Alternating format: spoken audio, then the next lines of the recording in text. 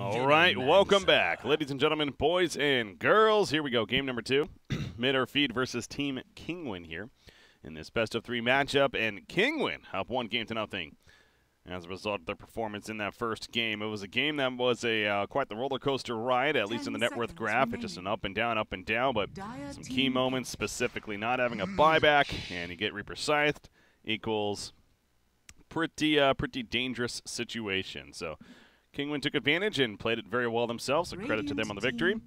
We'll see how they do in game number 2 here. I'm BreakyCPK, joined by ZrRock once again. One more time, guys, if you type !SkinCoin in chat, you can get information on the giveaway that's going on. As well, if you go to SkinCoin.org, you can check out the latest cryptocurrency in the esports market, where you can trade in your favorite Dota 2 and even CSGO skins. Again, that's SkinCoin.org. We got a draft, and we got an Enchantress coming out. ZrRock, we've been noticing this in the European CIS region. Enchantress is it's a popular hero amongst a lot of teams. Yeah, when last game we casted it was a mid-Enchantress. That's right. Did a lot of work, and in the end it just died a lot to a Faceless Void, but did a lot in the early game. Definitely curious to see how MidOrFeed uses this. I would imagine... Like, here's the thing. I think it fits best in the 4 role, but I think it can be flexed depending on the matchup. I'm very surprised to see it into, like, a Lich Rubik already, though. Those are 2 supports that, by the mid-game, can put out decent amounts of magical damage. You have a very low HP pool. There's a lot of ways this could be followed up to kind of handle that Enchantress. Yeah, and that does feel like the downside of picking up a hero like that so early on. Not only just magic damage nuke, but I know I've also seen as an Ursa, I guess, is technically good against Enchantress because with the overpower specifically, he doesn't really care about the untouchable. Yeah, he still attacks fast. Yeah. So maybe that's something that Kinguin could think about here as well, if they're really concerned. But at the same time, you don't want to overdo it against what could be a 4-position hero, right? You don't want to all-out counter a position 4 necessarily. I mean, you could do something like Jug. Omnislash just eats Enchantress alive. You still have the spin. And then, not the worst hero in Deveno either. Yeah. True. Well, bans to Queen follow. of Pain, also, still good. Queen of Pain just always good. Never a bad pick, man. He's one of those heroes on the scene right now, or she, excuse me. One of those heroes on the scene right now that's just going to be a solid option. You know, Puck is another kind of similar hero that comes to mind. And hell, Venomancer, another one, and picked up here by MidOrFeed, of course, with the first pick. So it was Venomancer and a Lich Rubik, and then the Enchantress came out. Now, bans to follow. We had the Phantom Lancer, Darkseer taken away by MidOrFeed. You got Nature's Prophet, Beastmaster from Kinguin. We have been seeing some KZU Beastmaster recently, so respect there. Magnus, 3rd pick, Magnus for Kinguin. What do we pair with the Magnus? Oh, there's always several options. Seems like they come to mind. 10 seconds remaining. Saw the Juggernaut last game and how it might have went well for MidOrFeed, but then it got banned, of course, by Kinguin. 5 seconds remaining. That kind of changed things quite a bit, but, you know, Phantom Assassin definitely always there. Bloodseeker is another one. Yeah, they have plenty of options. So now MidOrFeed. Lifestealer. Lifestealer would be pretty dope here. Yeah, Lifestealer already decent, I guess, against the Venomancer. And against Enchantress. Okay, we saw Tomato Monkey King yesterday in the game 3. He went the early Battle Fury, and by the time the late game was rolling around, he was 2-shotting heroes. Like, it's pretty ridiculous seeing a farmed Monkey King in the late game. 10 seconds remaining. He can get pretty ridiculous. It's just one of those heroes that everything compounds on itself. So when he's looking bad, he looks really bad. But if he gets ahead, if he gets his item progression, if he gets the 25 at a reasonable pace, yeah, supports don't exist around a Monkey King. They just die. So they do go the Phantom Assassin. The Magnus in power. 10 seconds remaining. Also, the Blur is going to be nice against a hero like Monkey King. Yeah. 5 that seconds part's going to be remaining. real nice. Makes me wonder if he's not going to go a more aggressive Monkey King build, something like Silver Edge, Echo Saber type item. Yeah. Way to break the immunity. Kind of react to it. Winter Wyvern, the 4th pick for MidOrFeed. I assume that's going to end up with Cinder in here, although we've seen some appearances of this off-lane Winter Wyvern a couple of times, but 5 seconds remaining. I would think it's going to be the position 5 here. With how this is looking. But yeah, I have to Radiant imagine it team would. ban. Which means more than likely, I suppose they could still run Enchantress as their core. I'm not a big fan of leaving the offlane pick to last. I think it's one of the most important picks in your draft in setting the tempo and keeping control. And like their options are going to get pinched here. Remaining. Like Nature's Prophet's already gone, Beastmaster's already gone, Nyx is gone. 5 seconds remaining. I could still see them going to mid here and then do like a Veno Winter Wyvern offlane or like a Veno Enchantress offlane. Because I mean, there's still Clockwork in the pool too. If they want to go that route. Yeah, that potentially could be decent here, but yeah, you already have Rubik though, which is a little bit unfortunate hero to fight up against if you are Clockwork. It'd just be more, your whole goal would be to stop RPs from going off, find Mag with rocket flares, and then just hook shot onto him and stall it out. Yeah. Who they banned Pugna, by the way. That actually would have been a pretty good pick here with the Decrepify against the PA. But not going to be an option.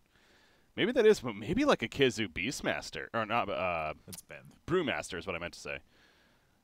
We've seen him do that a couple times, and provided a missed chance on the Phantom Assassin could be a nice tool. Yeah, that could work. We might see Broodmother, honestly. Radiant team pick. Dire team Yeah, pick. they're confident with whatever it is, and there we it's go. the puck. Okay. That's a puck.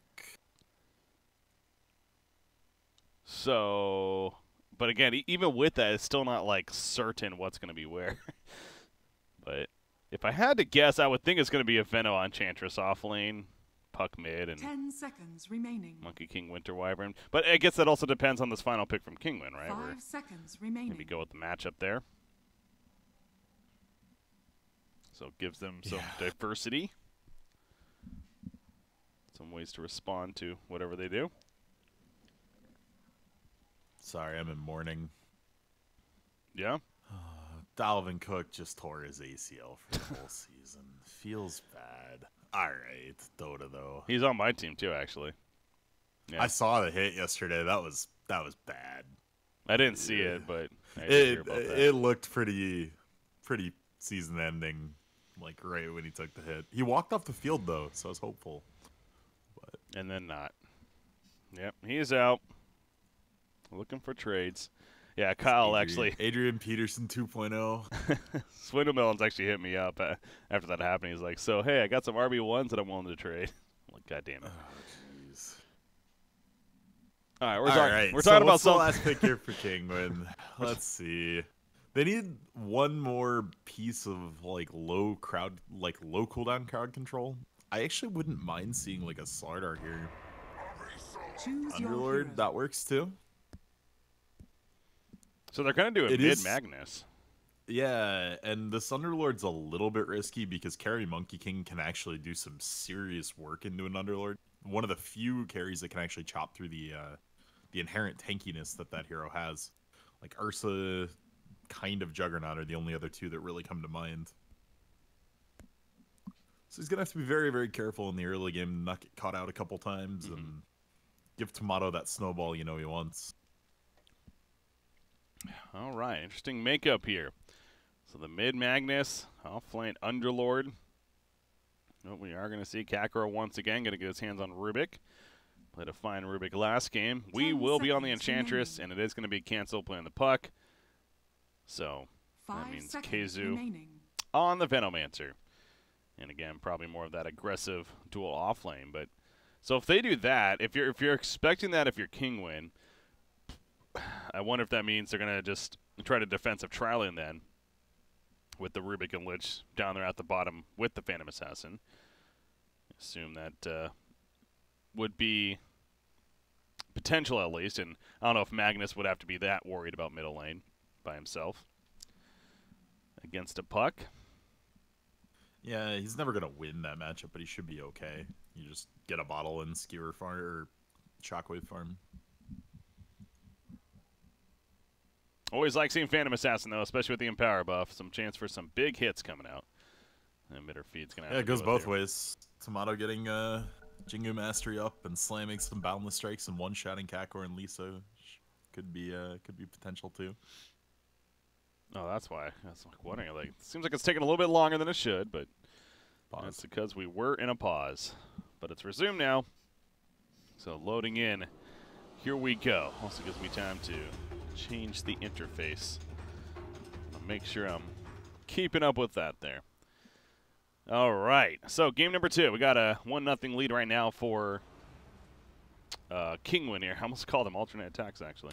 That's just what I know this team by. I got the chance to cast them actually a fair amount last season, doing a lot of these like open qualifiers, and again, was always kind of a team that made a splash and did decent in some of the major regional qualifiers. Always just seemed like they're a always solid around. squad. Yeah, it's good to see them having success this year already. Yeah, this is exactly the kind of team the minors were made for. Like, they should always make them, or at least make a relatively reasonable, high percentage of them once we settle into the Tier 1, Tier 2 scene a little bit. And they're going to be long shots to win at most of them, let's be fair. But even making decent showings, it's going to be a good way to keep money coming in and, give you some room to grow. Yeah, keep them going. Interesting. We see Kinguin actually warding out their own hard camp to stop Enchantress roaming up here. Okay. So they're expecting it, yeah. This is interesting because a lot of times Enchantresses will actually go for this camp instead because it lets them jungle their way out and have a little bit smoother entrance. And then if they come on the high ground all the way over, there's no vision. That ward might come back to bite Kinguin here. Well, I'm also the interesting sentry ward. I'm guessing it was because it's not blocking the pole camp here. It's to more so try to counter what they saw the ward being placed somewhere in the area. But obviously, it's just out of range, man. That's just on the wrong side here for them. Yeah, so good ward placement. They do scout out Weeha's early movements here, so they do know he's in their jungle, doing pretty much exactly what I was talking about. So this should mean Elisas should be able to put some pressure on him, or at least just let Weeha know that they know what's going on. Winter Wyvern's also up here, so it's actually going to be an aggressive tri-lane, even a pseudo tri-lane you can call it, up at this top lane. Lasash blocks the camp, but they still manage to find a centaur in the medium camp. This might be going straight mid for a gank. Like, this is Underlord mid. That's just so bizarre. Oh, Jesus, yeah, you're right. Didn't even think about that. Magnus. They just really didn't want to put him 1v1 against Tomato. Like, Monkey King wins that lane very handily. Okay. Well, here comes that Centaur roam. So Nisha going to have to deal with it. It shouldn't die here, but going to take some heavy pressure. Yeah, going to be zoned out if anything. So, but yeah, again, sending the Winter Wyvern to the top lane. If Weeha picks up on this, he should realize he did enough damage that mid has to run out of salve. Like, he could very easily go for a courier snipe. Courier's coming. But for now, nope, not actually going over. Just still jungling. We'll pick up the Wild Wing Ripper. And he heads for his top. Now, he's being scouted this whole time by Lich. So, yeah, you got the creep pull that they did.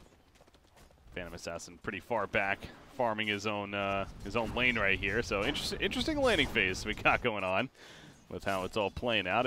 But we haven't even talked about the bottom lane yet. I mean, with how it's shaping up, this does mean Tomato's going to have a little bit difficult of a time getting free farm. It's similar to last game where Tomato playing the Sven. They were addressing him, locking him down quite a bit early on. So that's the difference in this game, Monkey King doesn't need the items like a Sven does. He can fight with almost nothing as long as he's getting globals. Yeah. Which is what made him take this very, very early point in Tree Dance. It's going to let him sit around here and actually still get some XP even if he gets pressured. Oh, Winter Wyvern baiting an exotic deer right there, but he does have the Phantom Strike away to escape. However, the Centaur stomp, and this could be first blood potential. Another auto attack. Yes, he gets it off. We credit for the first blood. Poured in from Kakor and Rubik, but it just simply is too late coming out. And they should all be able to retreat on MidOrFeed's side. But you just look at their positioning. I mean, they're in between towers, and now Kakor, actually. He could be in some trouble. He lifts up KZ right there. Phantom Assassin, meanwhile, goes for the kill on Enchantress, and he gets the kill. Now he's looking to run back in, maybe take out KZ. Denies his teammate. Well played right there from Exotic Deer. And he's going to get a kill on top of this, most likely. Another dagger in 2 seconds. 1 second. Boom. Not even necessary. Lisa's like, I got it. Don't worry. With that auto attack there. That's... What is going on at the top lane, man? The positioning, yeah, that would be my response, too. It's like, okay, I don't know what's happening here. Yeah, this is so chaotic. And then in mid lane, Cancel's just trading super hard with this Underlord. Got himself down to 100 HP, no bottle, no regen left. And no quick regen, at least. Just being very, very brave in his moves as well. So they first blood Phantom Assassin, but of course the response is pretty strong from Kinguin. They get 2 in return, including PA. Taking out the Enchantress, at least. And speaking of that, Enchantress doesn't have Untouchable yet. He did choose to go the heal next. Now level 2. And it will pop that right there. Gonna deny Zone Wildering Ripper to prevent some bounty coming out in their favor. But again, the positioning continues to be so interesting here. Yeah, this is extremely aggressive posturing with this Enchantress. They're kind of... Like, what this is doing is slowing down top lane in general. You're making it so that this has to stay at basically a 3v3, a try-v-try kind of scenario. Rotating out this Rubik and keeping him bottom is making it so your Phantom Assassin can't really farm. She can't go up for any CS and is just under a ton of pressure. But it also means Weeha's not getting much out of this. Like, generally Enchantresses, if they want to power jungle, you throw 1 creep middle and then you just rush to 6. You have your 6 at like 7-8 minutes. And then you can start chucking out those impetuses for massive damage. But this is a targeted decision to give Tomato more time to get levels. Yeah. Like, if he gets ahead of this tri lane and then rotates up, he's just going to do some massive, massive work. Keeping an eye on the bottom lane. Patches and Magnus is having free farm essentially himself, 24 and 10. Top lane, though, they go in on a KSU throughout that Venomous Scale. And level 1 now, we're going to be lifted back in. And this defensive trial lane getting another kill. And now the Satyr Hadouken right there, almost taking out Exotic Deer. Does he have another one coming up? 3 seconds, 2 seconds. No, he has it up here, but he's going to go for it. He's swinging a miss, so Exotic Deer was planning that. He goes back in to take out the Satyr and get a little bit extra bounty as well. He has that magic stick, which obviously is very good to have in a situation like this. And it seems like it's going more and more in favor of Kinguin now as this aggressive play continues from MidOrFeed. So, yeah, they have to change it up, and Wee is going to fall back into his own jungle. And then you have Winter Wyvern, who's now at the bottom lane even at this time. Yeah, you can only do so much with a Winter Wyvern and an aggro try. They might drop Pathos here. He does have a salve. Stick and the shrine, yeah. He's good. Interesting build from Tomato here. Like, this is what we saw in 4-roll Monkey Kings a lot, where they're going to max this Primal Spring. Generally, we don't see it on Carry Monkey Kings as much because the turn potential isn't there. Getting 4 charges of Jingu doesn't mean your Q is a full heal. With this kind of build, it's a little better for teamfight AoE. You can just sit in the trees and then just leap in for a ton of damage, but definitely not the standard carry build for sure. I gotta think it's maybe a reaction to how this started too, because I'm trying to also think how yesterday's game. I don't believe this is what he did. I might be wrong on that, honestly, but if anything, kind of, you know, being that it was a 1 versus 2 early on, wanted a way to maybe get some last hits in there. And also, yeah, be useful if a fight does break out instead. So, look at this roam the middle lane. They're going in on a cancel. He is a little bit low. Can he get the lift off? The Pit of Malice sets up the lift, and cancel is going to die. Nisha, that Firestorm, enough damage. Winter Wyvern got delayed. He doesn't even have Cold Embrace anyways. Couldn't really have saved him. Nice rotation. He just simply did not see that. Was this ward here? It was. Wait. They were not smoked up either. Or maybe they were. I don't know. Anyways, they catch him. In the middle lane. Yep. So not often you see an Underlord rotating to a lane to set up a kill, and especially when he's in the middle lane in the first place. And Radiant's middle obviously tower it is under worked attack. out plentiful. Yeah, I mean, this laning phase is going extremely well overall for Kinguin now. And we do see them bring down Tomato as well. But yeah, like the problem they have is, even though this aggro tribe was losing, if the PA wasn't getting kills, it wasn't that bad for them because that's their only real source of damage. This is entirely a 4 protect 1 lineup, and you have a much more balanced lineup from the side of MidOrFeed. So I don't know. These lanes are looking odd right now.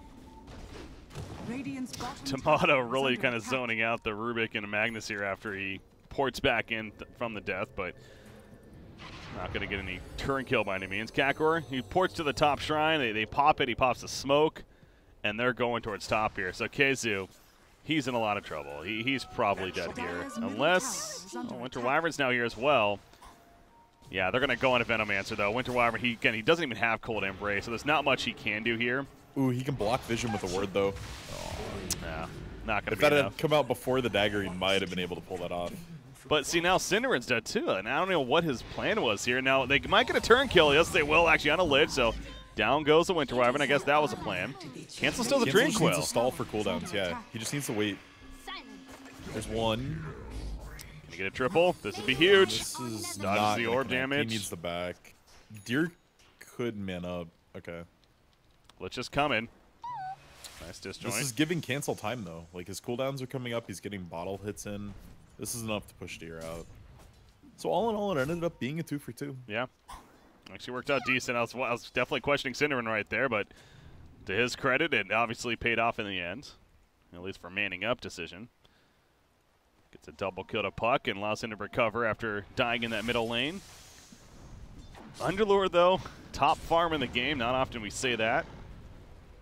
Yeah, No, that's the case here. he's going to be very tanky. That's a very aggressive build out of him, too. Generally, we see Pit of Malice skipped, and they go Atrophy Aura just to kind of swing the lane a little more, be a little harder to bring down, and just kind of protect the team with that. But going this early extra points in Pit, That was an blanked RP. an RP. Yep. The extra points in Pit just make their team fight so good, though. Mm-hmm. Like, it can stop you from blanking RPs. Well, pretty good, pretty good against Puck as well. So I wonder if that's definitely something you might have been thinking. On top of that, Cinderin Sure. going to be able to Arctic burn on out. Cancel though. Is he going in? No, he's going to stay back. He does get lifted up though, and there's that Pit of Malice route. He does get the kill on the Lich because of the Assisted position. by Rubik. And there's a haze. And there's a Oh, haze. he's not gonna Oh, get to it's it. picked up by PA though, and that should be the end of him. Yep. In fact, Nisha gets credit for the kill with that Firestorm. If Phantom Assassin wants more, damn it, he'll get more. Cold Embrace. It's going to save him a little bit. Exotic Deer just says hello nearby. And then goes in a coup de grace Bach on top of that. And that's a middle tower now to go in favor of them too. PA's rushing a hood. Oh, wow. Just really, they feel like if they can just live through the Veno Puck combo, like, they'll be okay. It's entirely a reaction, I think, to Puck having Veil as fast as he did. Otherwise, you're just food as the PA for a little while. Mm-hmm. And I'm sure he thinks his farm is going to be okay as long as he stays alive. Okay, well. Steals the enchant as soon as they get underlorded out with the Uber. Back to base, so Kakor. Tomato? Oh, wow. He pops a Wukong's command right here, but And he's out of mana. He doesn't have enough. Rubik dies in the midst of it. Jeez. He was really melted away. Now, to be fair, he kind of committed there to try to make sure that turn kill happened, but still, at least Tomato took somebody with him. With that Wukong. Yeah, and all in all, with the position Tomato's in, I don't think he's going to be that upset with that. Drew a bunch of people top, got a 1-for-1. I mean, rough for him in this game so far. But yeah, if he had the mana for a Boundless Strike, he kills 2 there and probably gets out. But yeah, going back to the Phantom Assassin, you have an Empower buff, you have coup de grace procs. Like, to me, this does feel like it makes sense, right? Where the Hood of Defiance is just going to bulk them up against the Venomancer, the Puck. Those are your biggest scares this early on in the game, and they're all magic damage in this early to mid game. So, I think it makes a lot of sense, really, coming out from him here. Yeah. I've seen, like, Slarks will do this on occasion against the Bloodseeker. It's a way to just give you a ton of regen, keep you alive, and ooh, real close skewer for Tomato. It's a good job by Tomato right there, though. He promised bring down and make sure didn't get cut down, because that's the last thing you want if you're a Monkey King. That stun lasts forever, and he has an RP ready as well, so missed the first one. think he's going to be missing a second one anytime soon. He's got that blink as well, so. The smoke's scouted. Cancel knows they're here. You're right. They know he's in here. They're pinging him. Exactly. Oh, my gosh. There they go. There's the RP open and cancel. The burst, the phase shift. Orb, he gets away. No, the lift is too much. Oh, the Winter's Curse at the last second. Just a little bit too late. Cinderin is going to go for the TP play. He should be fine. Yes, good escape from him. Man, that was so close, actually, but good find from Kinguin. That was an odd game of chicken. Yeah. Because they both knew where each other were, but if Puck makes the first jump, then he just gets lifted. So he couldn't really just jump in first. And Pato's pulling that trigger incredibly quickly. And that's one of those benefits where Puck on land is better than Puck on line. There's a fairly long cast time for reverse polarity. And on 0 ping, Puck more than likely phase shifts to that. Get the reaction, yeah. Middle lane, Kakor, he went a little bit too far. He stole the Plague Words, but Bochi, with death, won't have it anymore. Nice find there. And Keizu, he shows off his hand of Midas that he just got. So Venomancer going to start trying to jump up the net worth chart now. And I mean, overall, the net worth chart, you look at it, and on first look, it's suggesting that as it is. I mean, Kinguin's ahead in all 3 of their cores on the top there, but it's not a big lead. I mean, Monkey King, Puck, and Venomancer are all just there. Have you seen this yet? Mischief doesn't aggro towers. So Really? if it turns into a courier, yeah, you can just run under tower range. But again, Tomato real deep.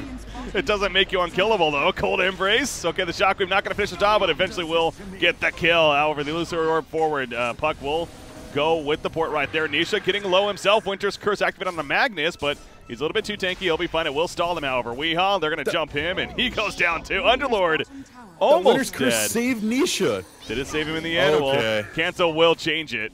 And he does finish off the job, but at what cost now for Cancel? The Chain Frost in the auto attack. Double kill for Exotic Deer. That went well in favor of Kinguin, so that they kill the Uberlord in the end. But it doesn't matter. And that raid boss, so tanky. Well, you know how you can look at that. You're making the point that Winter's Curse maybe saved Underlord. It, in a sense, killed Puck, too. Because if he dies there earlier, he doesn't go back in like that. Yeah, Weehaw had the last impetus coming out that would have killed Underlord, and instead he gets pulled in by the Winter's Curse, so he took 0 damage from it.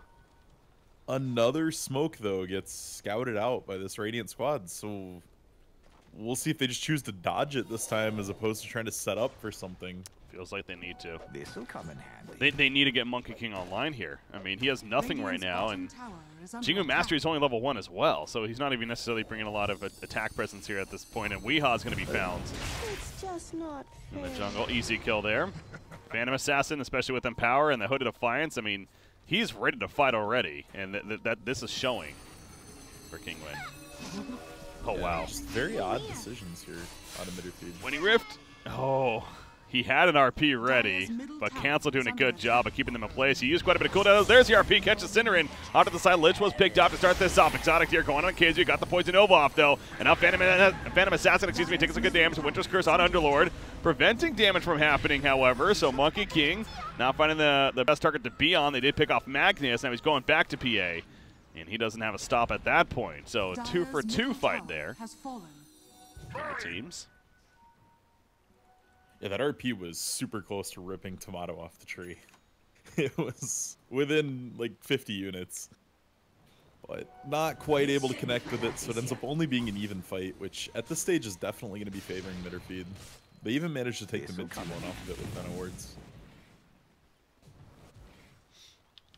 That was an RP used on Winter Wyvern as well, and didn't even kill him initially. So, other than the Puck kill that they had, the RPs haven't been the biggest yet for Magnus. You know, the God RP is, you got the Empower up on PA, Chain Frost ready, you RP multiple heroes, and just watch them die ever so quickly. We definitely saw some interesting synergy in that last fight starting to show its hand, though. Cinderin with that Winter's Curse just gives Tomato so much time to set up. It lets him get to 4 stacks on somebody. It lets him set up that Wukong's command. So even if they don't get any damage, it can just do so much work. Speaking of doing work, Patos, he's going to die too, so nice couple of finds there for MidOrFeed. Find more time, and More gold for the hero like Monkey King here as that Diffusal Blade just about finished now. You see, he's a tree on top of a tree. Underlord's coming in. They know he's in the area, but they didn't know exactly where. Tomato toying with him. With that mischief you're talking about earlier, so having fun with him. But yeah, Diffusal just about finished. Again, he's not going that Battle Fury build that we saw yesterday that I was talking about. So his farm's not going to be as ramped up necessarily, but with the way this game was going, it's understandable that he chose to go this route here rather than the Battle Fury. Yeah, it's a way to rip off Frost Armor so he can actually do something to a target, and just a good damage item for him. He definitely needed something a little more aggressive than a Battle Fury. So Underlord's got his kind of early core going. Arcane Boots, Mechanism, that Hood of Defiance even himself. He's looking to go Rod of Atos next. So wondering if we're going to see a pipe coming out. Like, Rod of Atos is so crucial in getting that double Pit of Malice proc on either Puck or Monkey King. That over a pipe, though? I think so. I think you definitely want as much catch as you can get against very, very slippery heroes like this. Okay. He has dead. Okay, Chain Frost maybe, not necessary, but... The Boundless Strike for 159 damage is pretty funny. You know it. Yeah, not the craziest ability to steal up your Rubik here, but he'll use it. But we just see Nisha holding off this push for so long that Kinguin's going to sneak in and grab a Roshan. You're right. Yeah, that's Underlord just stopping it. He has a double damage rate bottled up, too. May come into play here. I mean, this is a very aggressive jump in from Tomato. He's dying himself with the Firestorm. The RP comes out. Down goes Tomato. And now Venomancer in trouble as well. Skewer's ready from Patos. He's going to take him for a ride. After the Cold Embrace, the Winter's Curse will stop follow-up damage, though. Well played, Keizu. The Shockwave hits, however, gets the kill. Now Patos, he needs to get it denied right here. He's running to his team. He's like, deny me, please. No, he can't get there in time. Impetus attack finishes the job. And now Exotic Tear. He's like, that was my friend, asshole. He's going on a Wii. And untouchable, level 4. On Wii, though. Yeah, making it difficult. Well, doesn't matter when you crit. It doesn't matter when you have this ability called Coup de Grace. That crits him for a ton of damage. I know it's coup de grace. I know it's coup de grace, guys. It's a Murica version. Yeah, so what, 3 for 2 right there. Another chaotic. But as you pointed out, I mean, sure they even get the tower kill eventually, but it bought all that time for the Roshan. And look at this PA, man. A Desolator with the Aegis now. And a Mask of Madness almost finished, too. It's a late Mask of Madness. It's going to be real scary. Dire's middle tower is under attack. Now, to be fair, she's always... Ooh, Tomato maybe walked on the wrong side of the tracks. Think so. Boundless Strike. He's going to try to live now. Cancel assisting. Good job with the Dream Coil. Another win. Nope, he doesn't have an orb up. Phase Shift, though, will buy the time in the blink. He's fine for now. Orbs away. The Firestorm doing some damage. He had to blink pretty quickly. Look at Kakor chasing now with the Primal Spring. May go in here eventually. No, he's found by Winter Wyvern, actually. So Winter Wyvern buying as much time as possible for his teammates. Look at that Kakor play. Oh, Winter's Curse from Winter Wyvern. Going to steal that? No. That was so meta there, back and forth. That was. The, what was it? The Arctic Burn gave Flying Vision, so it showed the Rubik that had stolen Primal Spring. That was just crazy. Yeah, Kakor. Although not losing Tomato, not losing Cancel, pretty important there. It does mean they can still fight this if they like. Oh, they like. Now comes the Wukong's command. It's a good damage, but the Cold Embrace on Underlord. There's the RP coming out, though. It catches a puck. You see Patos not the most follow-up mana, though.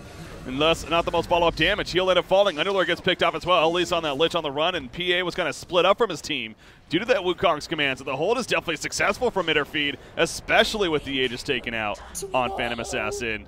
And they're likely going to clean him up again. All 5 are here, yeah, pretty easily. Tomato gets the double kill. That Wukong's command doing so much work. Tomato's Boundless Strike stopped the RP after Mag blinked in. Like, okay. That was the worst case scenario there for Kinguin. They couldn't get the RP off before Tomato had backed up out of it. The Mag had already taken just so much damage from that Wukong's command. If they had gotten that clean RP into just PA jumping onto Tomato, that fight's over before it starts. But that Boundless Strike, just winning them the fight almost single-handedly. Cancel finds a kill this deep over here and on Lich, actually. I really like this Boots of Travel pickup out of Cancel, too. Had the Lincolns queued up before it instead, but Decides to go this route so he can move around the map more. And I think moving around the map aggressively, trying to match this Underlord's ultimate, is going to be super important to them. Cinderin is just the poor sacrificial lamb this whole game. That's the role of a Winter Wyvern. Tends to be. Cold Embrace is pretty strong, but I mean, is he actually going to get away here now? Just buying a lot of time. Like, while he's doing this, Cancel's getting a ton of farm just pushing out these lanes hyper-aggressively. Your Veno's scaling up to Midas. All these little things matter, but Kezu is in a real bad spot. Yep.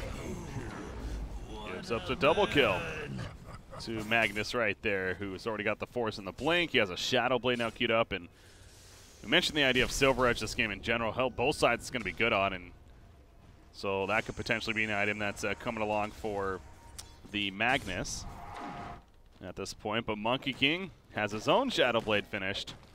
However, it's not going to go right into a Silver Edge. He is going to pick up an Echo Saber first at this point. This was one of the first Monkey King builds when Monkey King got released. You just go Diffusal, Shadow Blade, Echo, and your Wukong's command just rips through people. Like, it's filthy. Bottom. Got Cancel checking it out a little bit, but realizes Phantom Assassin's there, so turns around. So yeah, PA dying earlier too. That was quite the streak stopper. I didn't pick up on exactly how much it was. They see Patos. This would be a big kill. Oh, they do. Yeah, they're going to jump off to the side. Kind of a couple of fights taking place. You got Magnus, skewers away. He's good for now. Primal Spring in. And Patos is going to be picked off. Now let's go over here. Running down PA. PA, those impetus attacks doing some good damage, actually. The Splinter Blast almost kills him even. But he'll manage to somehow barely stay alive. Underlord, he Dark Rifted into this. Like, just the Underlord. Yeah. Well, I guess it's going to help kill him in the end. Enchantress does go down, though. Nisha's still alive throughout this. Finally goes down. And there's a Winter's Curse actually on a Lich activated. And that will kill him from Phantom Assassin. Yeah, you cannot fight into this freaking Wukong's command.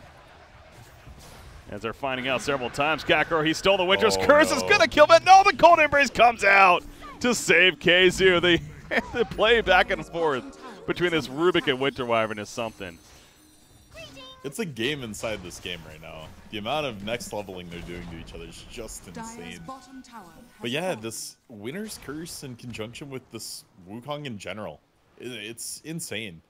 Being able to set up the Wukong's command, which has a stupidly long cast time, even just getting a free Jingu essentially, because you get 4 hits off during the curse, even though they do no damage, so huge for this Monkey King right now. It's just letting Tomato have free reign over these fights. Talk about a shift in this game, man. I mean, MidOrFeed. Just another case of Kinguin. Seeming like they were moving early on. Phantom Assassin with that Empower buff.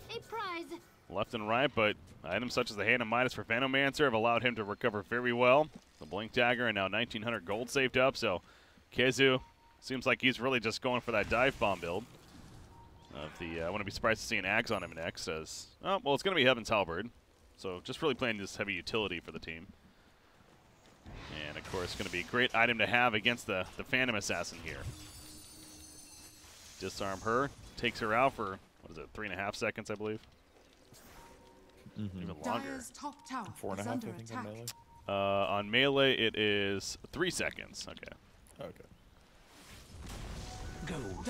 Top secondary goes down. We credit for the kill. And yeah, this kind of goes back to the 4-1 lineup here of Kinguin. They're really relying on this Phantom Assassin to be the hefty damage dealer in these fights. They don't have the most around there. Gonna need that big RP. So it's becoming more and more reliant on the initiation for Kinguin, definitely. Yeah, and in the past, we used to see some mags transition towards an almost carry-esque role. Getting the 25 attack speed talent, then some strength, and then some more empower damage. They can scale all right. It can get to the point it can kill supports. It can do some actual work on cores. But instead he's going full caster build, grabbing the GPM talent, the spell lamp. It's definitely hard for Protect 1. Puck, he's fine. Keeps moving, cancel, making it slippery. They're still chasing after him, but you're not going to catch up to Puck at this rate, it seems like, so instead, Phantom Assassin will just take up a farm in the lane. That Rod of Atos is finished now in Underlord. And now he does have the pipe queued up. Yeah, Tomato is probably going to have to get a BKB if he ever gets caught in it once. I have to imagine his quick buy is going to change. Otherwise, he's just going to have a very, very miserable time. Speaking of that, BKB finished on, almost finished, I should say, on Phantom Assassin. He just about has enough for the pattern. And, of course, the Warhammer already in his staff. And that seems like that's going to be the item if you're Kinguin here, where with how this game's looking, get the BKB, then look to maybe push an objective here or do something. Because trying to just out-farm this other team constantly doesn't feel like that's going to be the route to take. Yeah, more than likely. And it's one of those things, they just need that right team fight. They need Underlord to catch 2 in the Pit of Malice or so, set up the RP with Pit. Like, it's been very scattered, where either Patos gets caught or Nisha's just still Dark Rifting into the fight after it starts. They just need to both be ready at the same time, and they can still very handily take fights. Double damage. Ooh, those are, that's something you never want to see on the opposition Phantom Assassin especially. It's a double damage rune. So, and again, he just got PKB finished, so it's not the biggest window here, but they got a little bit of time where they would definitely like to make a play. And perhaps a Roshan area could make that play. Patos goes with the RP, only catches Venomancer. That should be a quick kill, though. He got the Poison Nova off at least, but the fight continues. Almost 2 shots into him, but no, he gets a Cold Embrace off in time. It's stolen by Rubik. But after he comes out, he dies immediately, so that's 2 picks. Maybe opening up a Roshan attempt here. Still a dangerous Roshan, though. It's still scary to fight this into just Wukong's command from outside the pit, and then Puckle could just destroy you. So good job here from Pathos in trying to scout out Cancel. Well, they catch him, Pit of Malice, and PA actually jumps in right here. However, the Wukong's command going to be activated now, and Exotic Deer's melting away. The Cold Embrace comes out from Rubik to save him for now. Just buying him a little bit more time, and he'll be able to leap over to his teammate right there, but Puck jumps in with a Waning Rift. The heal, mech heal from Nisha. And his own Hooded Defiance popped on top of that. They lock down Cancel, the skewer back in, and they take him out. What a play as a team from Kinguin there. Save one another. Beautifully executed there. All started because Patos found Cancel. If that doesn't happen, this could just be a disaster. Yeah. Tomato, he is still hanging out nearby, but he's not going to be able to make a play. And Exotic Deer, of course, picks up the Aegis. That is the first kill. So oh, that's the second kill, actually. She's just picked up by Underlord. That's right. See, I got it earlier. So now you have both the Cheese and the Aegis, and as we were suggesting, I mean, that BKB pickup and even a double damage rune to kind of help the cause, that was going to be a makeshift point here for Kinguin. And they made it work. Now they have the lead again. For the dead. Yeah, it's one of those things, if the fights are very scattered and chaotic and the Winter's Curse goes off properly, Tomato is just going to do so much work in these fights, but if you can just disrupt his game plan just a little bit, we see their lack of damage on this Radiant side. Like, Puck got off 3 full rounds of spells in that fight, and they still couldn't bring anybody down. Oh, Magnus, very patient. I was wondering if he's going to go in for a skewer right there, but chose not to, actually. Instead, I'll just push the top tower in. Yeah, they're feeling fine. They still have RP. That's true. Winter Wyvern, oh, he blinked away. It's like, is he doing something here? But blinks away. Drops the Cinder and forgetting the blink. Top tower is under attack. So much better Dire's than middle Winter tower First. is under attack. Dire's structures are fortified. They want to fight this. Wukong's command, it's ready. They saw him over there. The Witch's Curse on Underlord. Here comes the Wukong's command. Buying time to open it up. Boundless Strike on top of that, but didn't really do any damage because of the Witch's Curse right there. It's a little bit awkward. Out comes a Poison Nova that was stolen from Kakru. Underlord trying to Uber out. He eats the cheese and he gets out in time with his teammates. That was actually only Rubik that got out with him. The others just walk away. And the tower falls. That Boundless from Tomato there was very odd. They were all still Winter's Curse. They weren't going to do much on the reaction after it was done. I'm very surprised he didn't just go in and go for the 4-hit prep and then try to Boundless after it. But we are seeing a lot of split pressure here. We did see Cancel actually grab the mid lane T2 while that all was going on. So totally absent from that fight. That's true. It's getting some objective out of it. They're going to smoke here. Nope, they grouped up like they were. It's 2 more seconds on the smoke. There you go. Did not get Underlord, but the 3 of them will wrap around, try to find a target. Another pick option. I mentioned RP is ready. The RPs have only ever really been on one hero. I think there's a one time it got 2, but Mostly been only used on one hero these games, and might be another chance here. Over for both. There you go. He got 3. He got Monkey King on top of that. There's the cold embrace, but it's not going to save Tomato in the long run. They kill 2 off the bat. There's the third. No buybacks on multiple heroes. And Cinderin now in trouble as well. It's going to be 4. Patos, all of a sudden, the RP's looking pretty good. Yep. That's this kind of lineup, man. You get the one fight you're looking for, and all of a sudden the game just opens up. Radiant structures are fortified. That's that ability in general. He definitely didn't even plan for Monkey King there. It's just like a special surprise. It's like, oh, there's 3 of them. Look at that. Yeah. And that's mid tower. I mean, Cancel, what can he do by himself? This is easily the Rax middle. Probably his second, right? Because even Enchantress being up, that's not going to do too much. And there's still a little bit of time left, so Cancel might as well. I mean, he's sitting nearby, going to try to harass him. He has to be careful here, man, not to get turned. Yeah, Dream Coil's not going to do much. There's the Uber. That is just huge. I mean, 10,000 gold, just like that. And now, how do you win this if you're MidOrFeed? That's that really just opened up here. If you're Kinguin, I guess so the win condition probably is just delay it as much as possible. Get your 25s, Pucks 420 GPM, you know, Monkey King 25 with the balanced strike crit, and just buy as much time here. The problem is the longer you wait, the more chance you're just losing. Like, Tomato's gonna die here. This could be just the game. That could be it. He barely gets away. Nope. 75 seconds. He's dead for. No buyback. Illusory Orb in. You got to try to make a play. The Witcher's Curse will snipe out Rubik pretty quickly, so they make it at least a turn. But, hell, he has a buyback even if they want to try to truly finish this game. Probably don't even need him, though, at the same time. RPs are ready. 5 seconds. Cancel. You got to be so careful, man. He's dead. There's the guaranteed root. You can't do anything about that. He's going to get rooted again coming out of this. You're right. Yeah, there's no counterplay to Pin Malice's puck.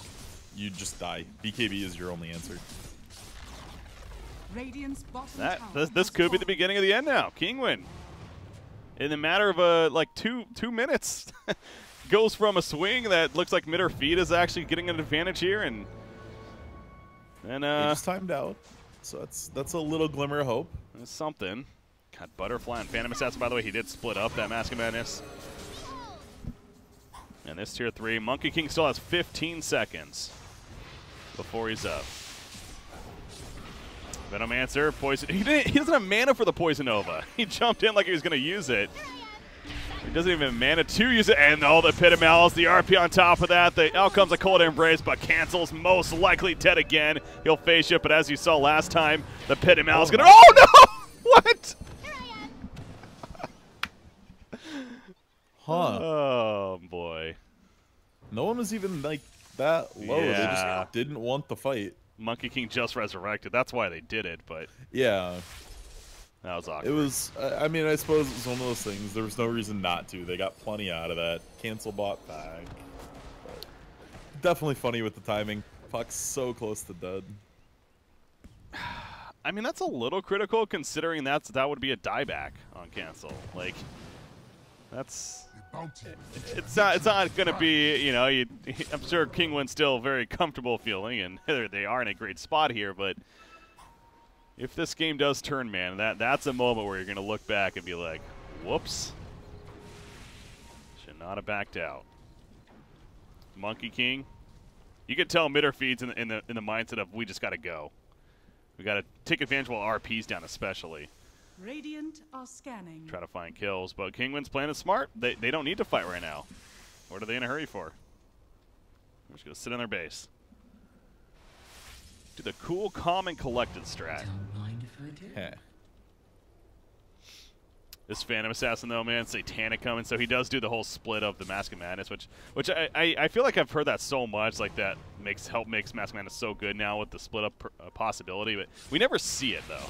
It's rare we actually see that split up into both the Butterfly and the Satanic. Yeah, it's just so late. Like, it's such a late game contingency plan. Most games aren't getting to that point. And they catch Tomato again. Oh, no. Kind of. RP? Nope. Chose not to use it right there. Oh, it doesn't have. What am I saying? 5 more seconds. Cold Embrace going to save him for now. BKB popped. They did pick up Venomancer off to the side, and they're like, all right, we'll just go elsewhere. pipe to mitigate the damage. I mean, that's Wukong's command for 80 seconds. The team fight looks way worse now. Radiant's bottom tower is under attack. And last set of racks. This is Mega Creeps here. Kinguin trying to go 2-0 in the series. And unless a miracle, that's not going to help. It's already such a lost cause, though, it feels like. Cinderin is trying to back up, and GG's are officially called. It is official. Game number 2 in the series. Going to Kinguin here. Pretty fun series. Showing some huge impressive moves here. They're winning their lanes consistently in most of their games. They're maybe stumbling a little bit in the mid game, but their late game team fight, they're drafting for this every time, where all they need is that one opening. It's obviously working very well for them against the, you know, the not secrets of Europe. But I'm really curious to see how this goes once they go up against like a secret or a liquid. Because right now it's looking real good for them.